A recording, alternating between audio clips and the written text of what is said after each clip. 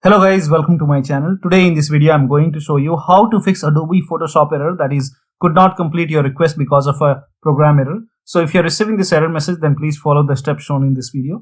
Now the first step is to update Photoshop.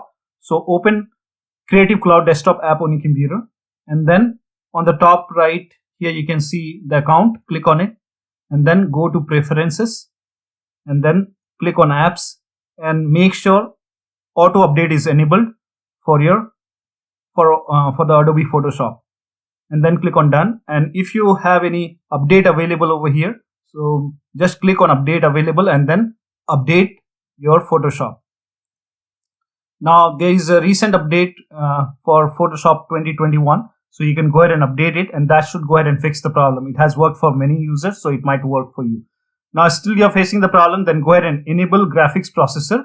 So open Photoshop and then go to edit on the top and then select preferences and then select performance.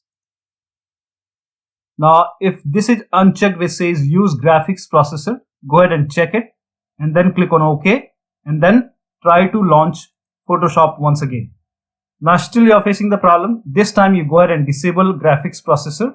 So open Photoshop once again, go to edit, click on preferences, select preferences and then click on performance, and this time uncheck the box which says use graphics processor and then click on OK and then launch the Photoshop once again. Now if nothing is working, then you can go ahead and uninstall the current version of Photoshop which is installed on your computer. So open Creative Cloud desktop app and then here you can see the Photoshop in front of it. Here you can see three dots, click on it and then click on uninstall.